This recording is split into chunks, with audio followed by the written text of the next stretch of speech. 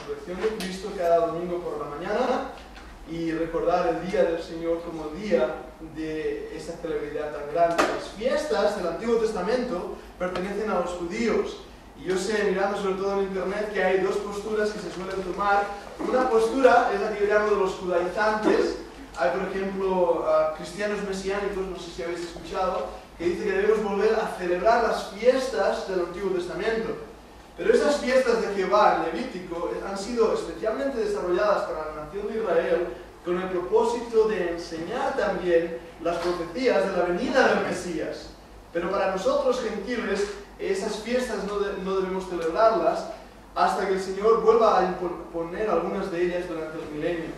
Otra de las opciones que veo en internet está en la ley del péndulo, que dice que no debemos celebrar ningún tipo de celebración navideña, porque son pecado y son paganas. Así que no celebran ningún tipo de celebración navideña. Por otro lado, hay aquellos que lo celebran todo. Y cuando digo todo, quiero decir hasta el cagatío, le llamáis aquí. ¿Sabéis lo que es el cagatío, verdad? Y es el tronco ese que golpeas y una vez le golpeas cantando cagatío, patatas en arroz. Y después sacas la manta y ¡oh! Bueno, nosotros habíamos hecho eso cuando los niños eran pequeñajos. Pero uno se da cuenta en esas cosas que no es una celebración cristiana, ni mucho menos, y tenemos que ser también sinceros con esto. Pero sí que hay algo que es importante en estas fechas. Yo creo que las Navidades son muy en especial para nosotros. No es una fiesta que hagamos para el Señor, Él no la necesita. Pero para nosotros es algo precioso, es algo entrañable, es muy familiar y es algo muy dirigido para los niños. Y en ese aspecto nosotros no tenemos ningún problema en celebrar las Navidades o hacer algunas de las actividades que hacemos durante las Navidades. Pero os voy a enseñar un estudio hoy, que cuando veamos este estudio y las hojas que os he pasado sobre las fiestas de invierno, a lo mejor leyéndolas, uno dice, wow, ya no voy a celebrar nunca más las Navidades. Y ese no es el propósito de este estudio. El propósito de este estudio es ver la realidad histórica y poder de esta manera cada uno de nosotros delante del Señor llegar a conclusiones que sean prácticas. Lo primero es determinar qué quiere decir Navidad. Y como he puesto ahí en la pizarra, Navidad quiere decir nacimiento. Quiere decir el nacimiento del Señor Jesucristo en el contexto que nosotros lo usamos. La palabra natividad viene de una palabra latina, nativita, nacimiento que da vida. Y eso es algo interesante, como ya veremos. El nacimiento o la celebración del nacimiento y por uso de Jesucristo. La Navidad se celebra durante estas fechas. Aquí en España nosotros empezamos a celebrar la Navidad que en septiembre casi ya. ¿Cuándo tenéis fiesta en los colegios? 21, 22, 21 hasta el 9. 8, este año lo han cambiado. 9, el 9 vas a cole ya. Se celebra a los Reyes, se celebra el Papá Noel, se celebran muchas cosas. Y no es así en todos los países. De hecho, en Estados Unidos, por ejemplo, los Reyes no lo celebran. Tienen Navidad, tienen el día 25 como día importante. Para aquí, para Cataluña, el día 26 es importante también como día de familia.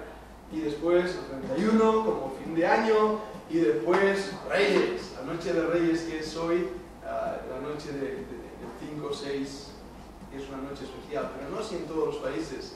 Ahora, ese grupo de fiestas que celebramos se han mezclado a lo largo de los años con conceptos cristianos y conceptos paganos.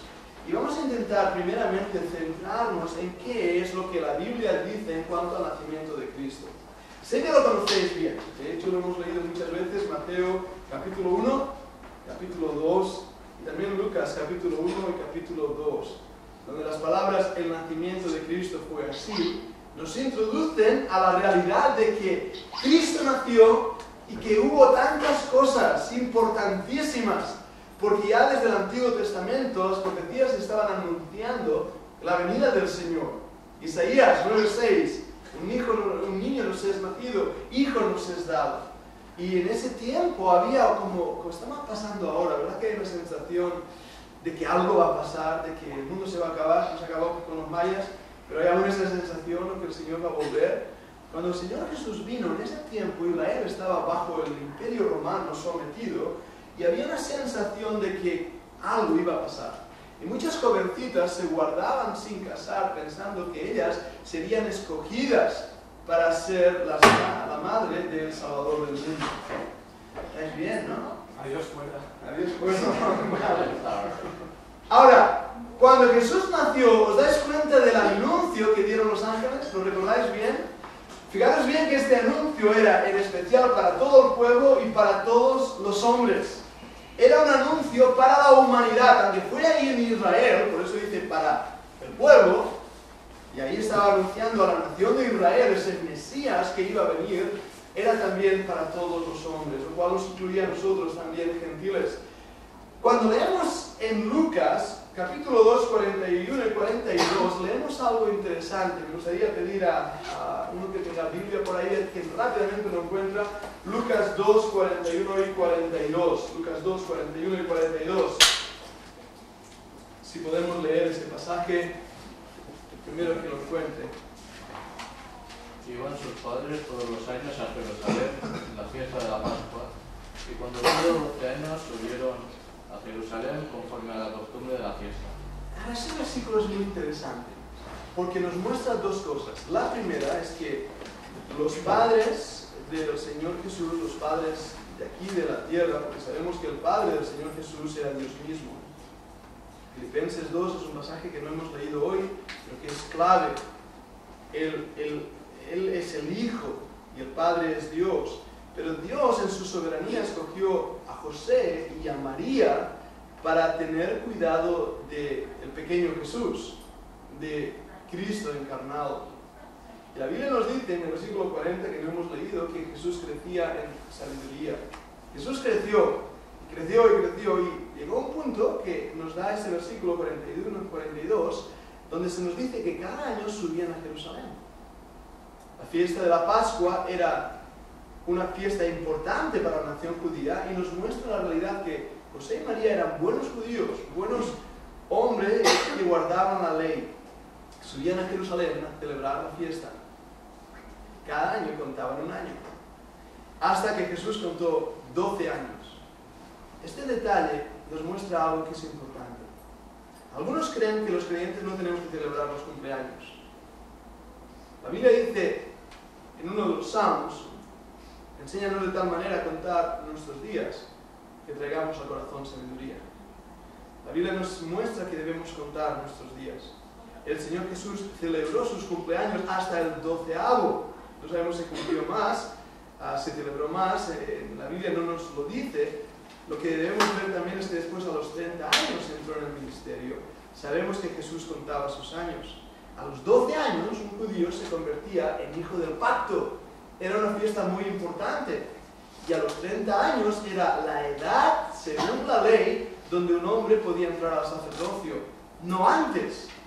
Eso nos da una clara enseñanza en cuanto a la madurez, ¿verdad? Un hombre de 30 años se supone que debe ser maduro y es buena edad para entrar en el pastorado o en el ministerio. Pero el Señor Jesús ahí cumplió 12 años y sus padres fueron fieles en celebrar una fiesta, una celebridad que era dedicada a los judíos. Bien, veamos más cosas. ¿Cuándo nació Cristo? Esa es la gran pregunta. ¿El 25 de diciembre? No. ¿El 24? ¿Por la noche? No.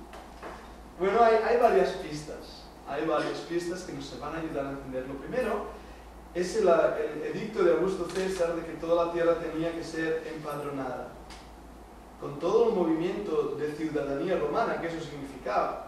No hay muchos datos de cuándo pasó eso. Pero es bastante ilógico pensar que sería en medio del frío invernal, con la nieve. Es muy ilógico. Pero eso nos puede dar una pista. Aunque hay una pista mucho más importante en Lucas 2.8. En Lucas 2.8 dice que el anuncio a los pastores que cuidaban su rebaño en las vigilias de la noche.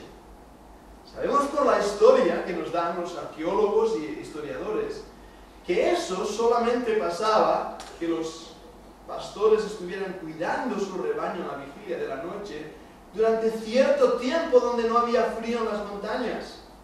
De hecho, un historiador que leía nos da la fecha exacta de octubre.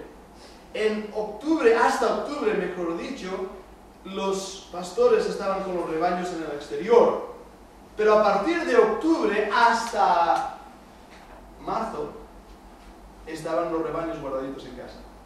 Los que fuisteis a la Pica de Stats en agosto pasasteis frío, y los que habéis ido ahora de excursión aún más frío, imaginaros estar en una montaña con los rebaños. Lo que nos dicen los historiadores es que a partir de la primavera hasta octubre es cuando los pastores estaban cuidando su rebaño en las montañas. Basados en esto, nos hace poner una fecha del nacimiento de Cristo y del anuncio de los ángeles antes del invierno, antes del 15 de octubre, según un historiador. Algunos creen que el Señor Jesús nació en marzo o en abril. Eso es una fecha bastante interesante, porque hay una tradición judía que nos dice, esto es lo que ellos creían, que los profetas morían el mismo día que habían nacido. Interesante. Tradición, no sé en qué está basada, pero tradición. Sabemos que Jesús murió alrededor de abril, podría haber sido que él hubiera nacido en esas fechas. Hay un cálculo también bastante complicado, pero que se puede hacer a través del nacimiento de Juan el Bautista y los meses que se llevaban con el nacimiento del Señor Jesús. Los cálculos se hacen siguiendo el orden en que su padre, Zacarías, sirvió en el templo por los datos ofrecidos por Josefo. Josefo, el historiador judío, nos da unos datos en cuanto a cómo servían en el templo. Y ahí nos da una serie de nombres, una serie de fechas, una serie de claves que, calculándolo con esto, descubrimos que Zacarías, padre de Juan el Bautista, sirvió en el templo y que había 3 meses de diferencia entre el Señor Jesús y Juan el Bautista. He dicho 3 meses, 6 meses, perdonadme, 6 meses de diferencia. Este pondría el nacimiento de Cristo una vez más en la primavera.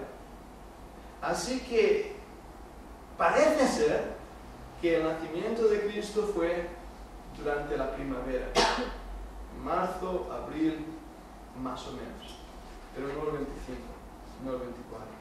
Ahora eso ya nos choca, ¿verdad?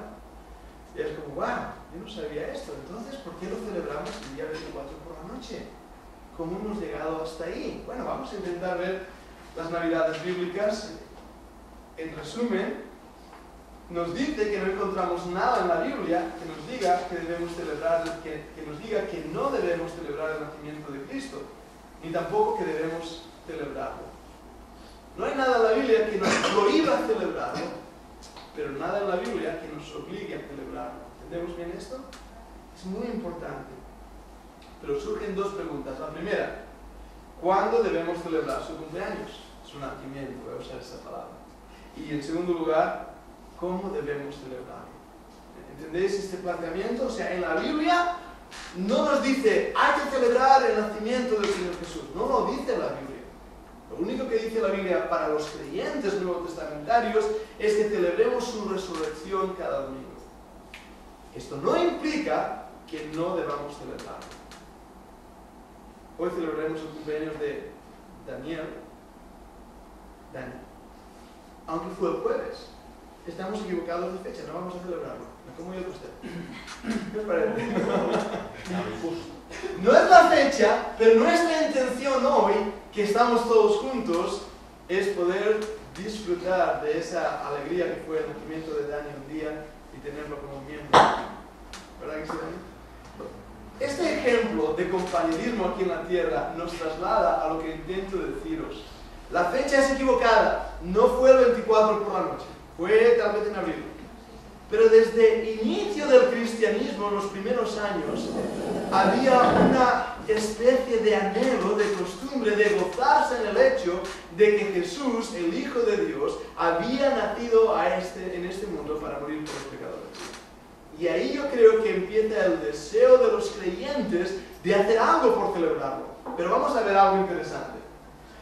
En esas mismas fechas, el 24 y el 25, que hoy celebramos las Navidades, en el tiempo de Roma, más aún Babilonia y Egipto, se celebraban otras cosas. Otras cosas que da bastante miedo. Vamos a intentar pensar en esto. Vamos a ver cómo en esas fechas se celebraban fiestas paganas. ¿Entendéis lo que quiere decir pagano? ¿Sí? la palabra pagano literalmente quiere decir lo que vive en los bosques. O sea, un pagano era uno que estaba por ahí perdido. Eso era la idea. En esas fechas se celebraban algunas fiestas, como algunas que vamos a ver. Estoy centrándome, y os lo he pasado en esas hojas que os he dado, en dos libros. Uno escrito por Hislop, que se llama Las dos Babilonias, The Two Babylons en inglés, y otro Babilonia, Misterio Religioso. Lo tengo en PDF, os lo pongo en la página de Facebook de los jóvenes y así podéis también tenerlo ahí. Pero vamos a ver cómo, según nos dicen estos escritores, en esas fiestas se celebraba la fiesta de Yule. La fiesta de Yule. Yule quiere decir hijo. Se celebraba una fiesta que tenía un contexto muy parecido al de hoy y era una fiesta también de invierno. Ahí tenéis a Papá Noel con un hombre que está robando, un vikingo que está robando, porque sabéis que vienen de ahí, ¿no? Y el vikingo le dice a Papá Noel, oye, tú debes ser nuevo en este negocio, porque tú metes cosas en las casas y yo las saco. No era chiste malo.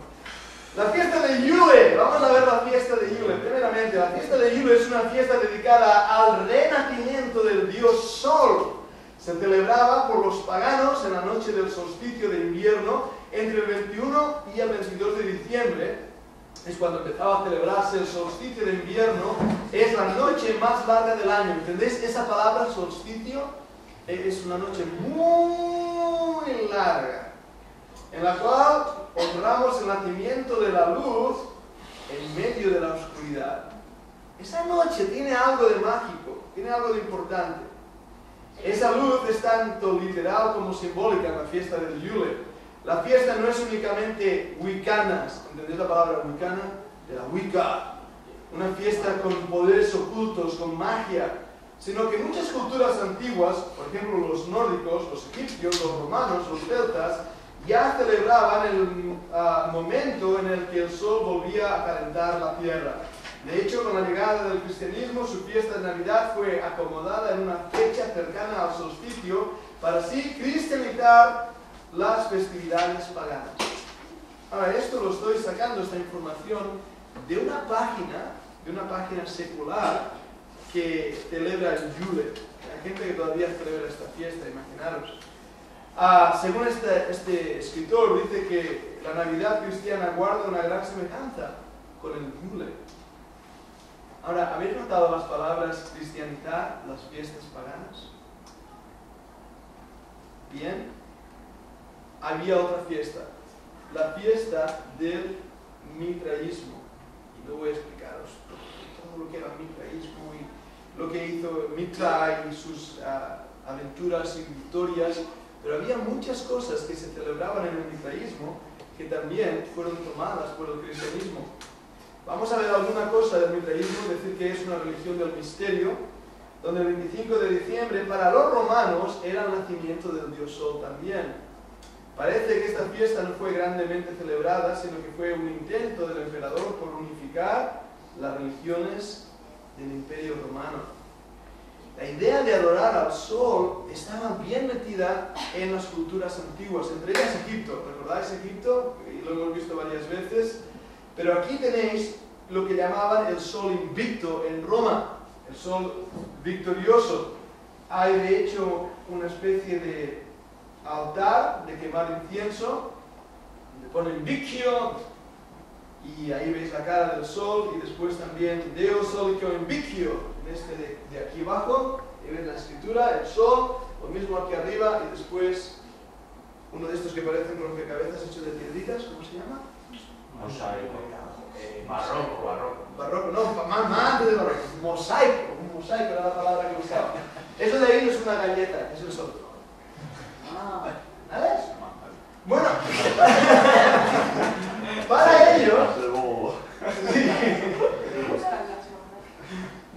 sí, parece algo así.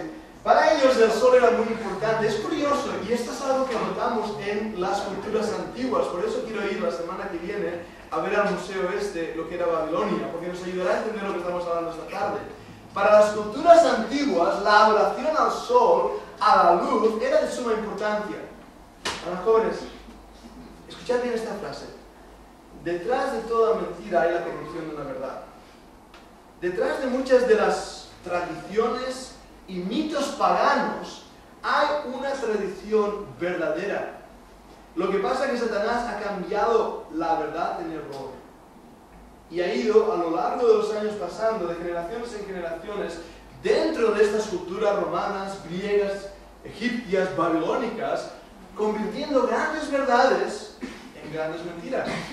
Y muchas de estas historias que había en Roma tenían un trasfondo verdadero. ¿Quién es nuestro sol de justicia? Cristo, ¿verdad? Él es la luz del mundo, dice la Biblia. Así que para los romanos, el sol era la luz del mundo. Para los creyentes, Cristo era la luz del mundo. Algo más, la época invernal era cuando todos los dioses solares, desde Osiris a Júpiter y Mitra, celebraban su cumpleaños. También lo hacían Osiris, Horus, Hércules, Baco, Adonis, Júpiter, Tamuz y otros dioses. Algunos lo reconocéis esos nombres, ¿verdad? Desde las culturas antiguas, todas esas celebraban justamente el 24-25, esa noche larga desde el 21 y 22 que antes mencionábamos, celebraban el nacimiento del sol. Bien, había otra fiesta, perdonadme, en esa fecha. Era la fiesta de la Saturnalia.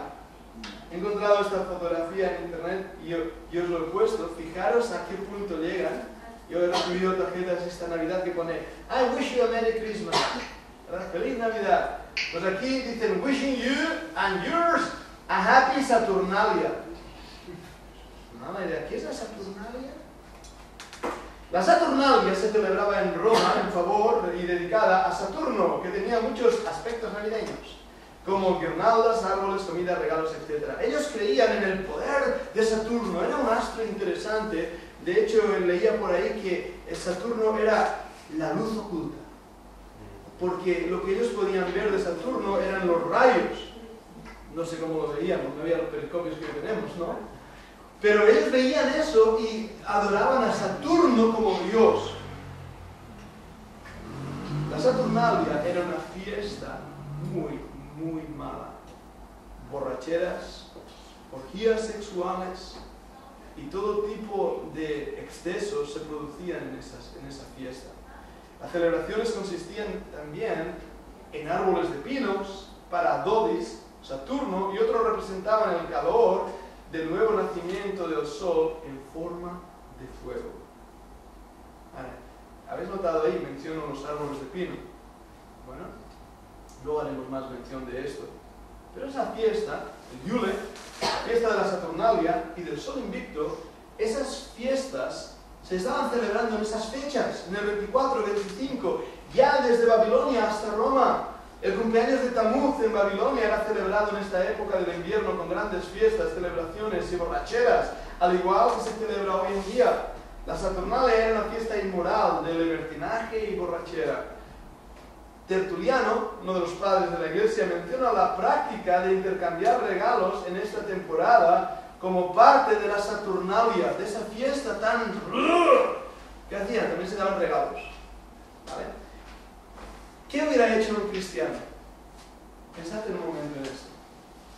¿Qué hubiera hecho un creyente que está viviendo con todo ese jaleo alrededor, con esa barbarie alrededor? ¿Qué hubiera hecho? ¿Qué hicimos nosotros el día 31 por la noche?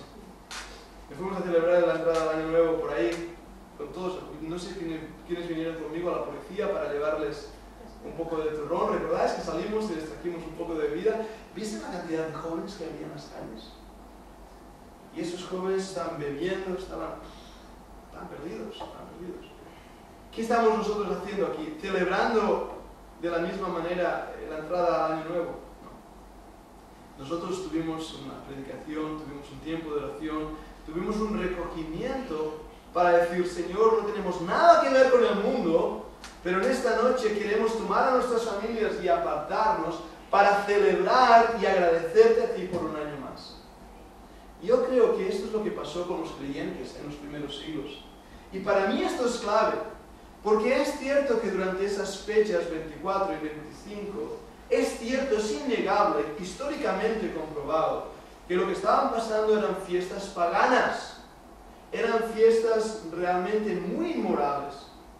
Habían también fiestas con un contenido familiar. Incluso la Saturnalia empezaba tempranito siendo algo familiar, por eso esa participación de regalos. Pero ¿qué es lo que hizo el cristianismo? No tenemos nada que ver con esto, pero vamos a reunirnos como familia y vamos a celebrar que Dios envió a su Hijo al mundo para poder morir por nosotros pecadores. Yo creo francamente que esos fueron los primeros deseos de los creyentes. Además, tenéis que pensar algo muy importante. Esos creyentes no tenían la libertad que tú y yo tenemos de estar aquí sentados en un banco calentito, con aire acondicionado y después con una buena merendola. No tenían eso. Estaban siendo perseguidos. Estaban metidos en las catacumbas. Eran llevados a los circos romanos para ser devorados por las bestias. Esos creyentes habían escapado de todo lo que es el paganismo. Yo no creo que en su mente estuviera la idea de poner las dos cosas juntas y hacer una mezcolanza. Creo que ellos querían agradar al Señor.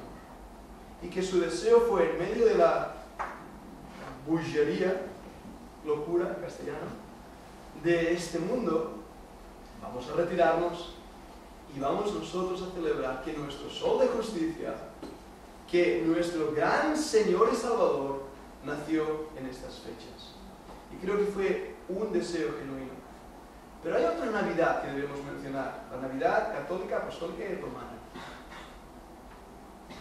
Creo que es necesario que entendamos que el catolicismo romano no es cristianismo en su mejor esencia. Que la iglesia romana no es la iglesia, ¿no? La iglesia verdadera son los que han sido perdonados, lavados con la sangre de Jesucristo. Y la iglesia romana, como digo ahí en las notas, no sé si podéis verlo para tomar nota, dice que la iglesia romana es el resultado de la mezcla entre el cristianismo bíblico, un poquito de cristianismo bíblico, el sacerdotalismo del Antiguo Testamento, ideas del Antiguo Testamento aportadas, y el sacerdotalismo del paganismo. También las religiones místicas. Todo metido en el mismo bote. A eso se le llama sincretismo religioso. Ustedes en la universidad sabéis lo que es esa mezcla. Cuando estuve en Cuba me quedé francamente muy asombrado. En la catedral de Cuba hay un montón de mujeres, o había cuando yo visité ahí, que son santeras, con la santería. Mezcla de vudú, de Haití, mezcla de paganismo con catolicismo. Y lo mezclan todos y utilizan los mismos ritos del ocultismo mezclados con nombres de santos. Eso es el catolicismo. Y lo que hizo el catolicismo no fue cristianizar el paganismo, sino paganizar el cristianismo. ¿Ves las dos palabras diferentes? No es que vieran los creyentes, esto es pagano, no podemos hacerlo, nosotros vamos a hacer algo diferente. No hicieron esto. Lo que hizo el catolicismo es, esto es pagano, vamos a meterle algo de cristianismo para que de esta manera el cristianismo y el paganismo mezclado sea aceptado por todos. De esta manera, la unificación de prácticas entre el mitraísmo, la religión de Roma, y el cristianismo no puede ser ignorada. Prueba de ello es la Eucaristía, lo que llamamos, y es el nombre latín, no os asuste, yo sé que es una palabra vulgar en castellano, pero es la hostia.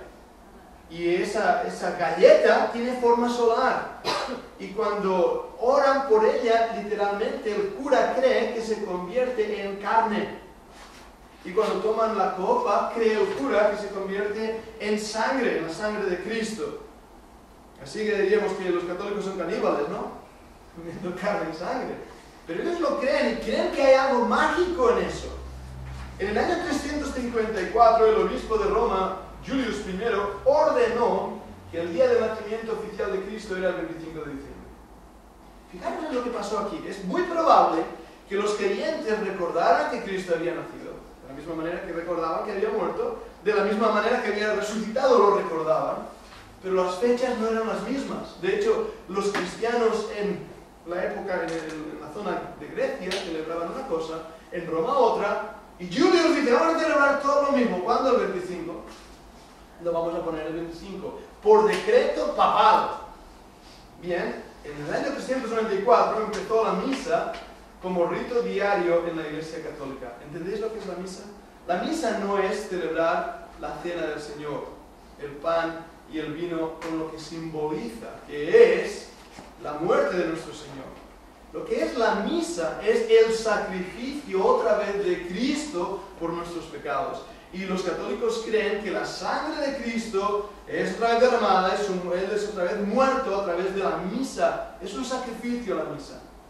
Y de esta manera, en el año 394 se celebró desde entonces una misa el 24 por la noche. ¿Cómo la llamáis? La misa del gallo. La misa del gallo. Aquí en Castellbisbal sonaron las campanas a troche y moche esa noche para celebrar la misa del gallo. Y de esa misa es de donde viene la palabra en inglés Mass of Christ. Christ Mass. Que hoy no se pronuncia Christ Mass, se pronuncia Christmas.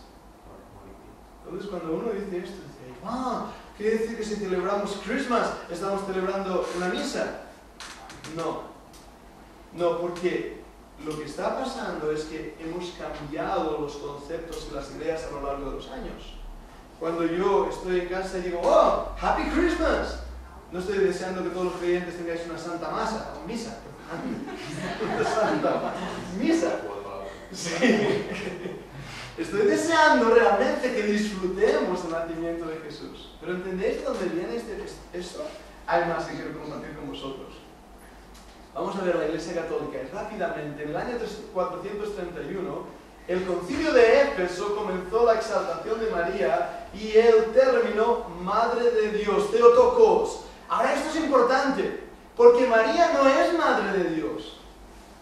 ¿Quién es más importante, Jeremías o la madre de Jeremías? Os da miedo contestar ahora, ¿verdad? Jeremías, él es Jeremías, y mi esposa Rosa es pues, la madre de Jeremías. Pero para el católico, cuando dice la Mare de Déu, ¿verdad? Después aquí en Cataluña, la Madre de Dios, estaba interpretando que María dio a luz a Dios, es decir, que María engendró a Dios, por lo tanto María es mayor que Dios. ¿Ves el conflicto? Y esto trajo un concilio en Éfeso que se discutió estas palabras. El año 890 empezó la adoración a San José. Hasta 890 no se adoraba a San José, que fue un buen judío que se convirtió en un buen creyente y que no sabemos qué pasó con él. No lo sabemos. Es uno de esos personajes que ha quedado como oculto por la historia del pasado. En el año 1854, Pío IX promulgó la Inmaculada Concepción de María. ¿Sabéis lo que es la Inmaculada Concepción de María? Que María era virgen también antes de nacer, después de nacer Jesús. No solamente antes, sino después, María continuó siendo virgen. Pero hay otra cosa en cuanto a la Inmaculada, y es que el nacimiento de María también fue de una manera muy especial. Muy especial. Ana, la madre de María, también era virgen. Así que María nació de la misma manera que Jesús. Estas dos posturas es lo que se habla cuando se habla de la Inmaculada Concepción de María, que nació de una manera sin pecado. Ahora, en el año 1931, Pío IX confirmó la enseñanza de María como Madre de Dios. Una vez más, María empieza a tomar el primer lugar. En el año 1950, Pío IX proclamó la Asunción de María. ¿Sabéis qué es la Asunción de María? María fue llevada al cielo sin morir. Fue arrebatada de la misma manera que Cristo fue llevado al cielo. ¿Recordáis el pasaje en Hechos? María de la misma manera. Nada de esto se nos dice en la Biblia, al contrario. Sabemos que María estuvo en Éfeso, Juan, el amado, cuidó de María y creemos que María murió. Porque ella misma dijo que ella era pecadora. En la Magnificat de María muestra claramente. Cuando el anuncio a María de que ella iba a ser la madre del Señor Jesús, ella confesó que ella era pecadora. Otra cosa, en 1965, María es nombrada madre de la Iglesia por Pablo VI. Entonces, ¿qué es lo que ha pasado en el catolicismo? ¿Quién es el centro del catolicismo? María. En esta imagen la podéis ver como reina de los cielos.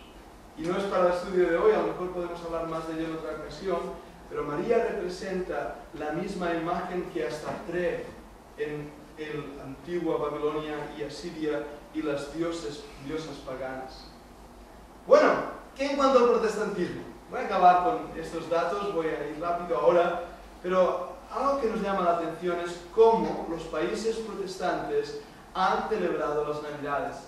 Primeramente empezar a hablar de Lutero, Martín Lutero.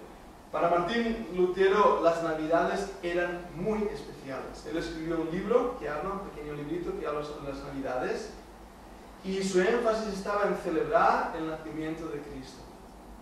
Yo sé que algunos dicen el árbol de Navidad viene de un contexto pagano. Es verdad, antes lo hemos mencionado, que los paganos usaban arbolitos no de Navidad, pero usaban arbolitos y les ponían cosas para adornar, le ponían cerezas y todo eso. Eso es verdad. Pero recordáis que detrás de toda mentira hay la perversión de la verdad. En la Biblia se nos habla de un árbol. ¿Lo recordáis? Bueno, antes de esto, me estoy refiriendo a Edén, al árbol de la ciencia del bien y del mal. Y nos habla también de un dato muy interesante. En Israel, el pueblo judío empezó a adorar a los árboles y empezaron a hacer pecados bajo de los árboles. Habían tomado la verdad de ese árbol del Edén y lo habían convertido en una idolatría falsa. Qué tremendo error. Pero Lutero hizo algo interesante. Él vio un árbol fuera, vio que era un árbol verde, en medio del frío de la noche, lo cortó y lo entró en su casa. Y le dijo a sus hijitos, Dios es fiel. De la misma manera que este árbol es perenne y sus hojas no cambian, aún en el más frío invierno, Dios no cambia en las peores circunstancias. Y de ahí viene el arbolito de Navidad que nosotros usamos. Cuando yo era niño, en mi casa no teníamos árbol de Navidad, porque creían mis padres que eran de protestantes. Así que no teníamos árbol de Navidad. Imaginaros, ahora todo el mundo tiene un árbol de Navidad. Santa Claus, Papá Noel, creo que os expliqué, ¿verdad?, el contexto. Era San Nicolás, un hombre que vivía en los países nórdicos, un hombre piadoso que ayudaba a los pobres, les ponía leña que él recogía, y era de color verde. Hasta que la Coca-Cola, en una de sus propagandas, no sé si fue en el 42, en la propaganda del 45, no recuerdo qué año, lo pintó de color rojo. Y desde entonces Papá Noel es de color rojo. Lo siento, era de color verde antes. Un dato interesante, el 90% de los himnos de Navidad fueron compuestos por protestantes. Bach, Händel, esos hombres de Dios que querían con su música celebrar el nacimiento de Cristo. Bueno, durante la Edad Media incluso se llegó a prohibir la celebración de la Navidad en los países protestantes.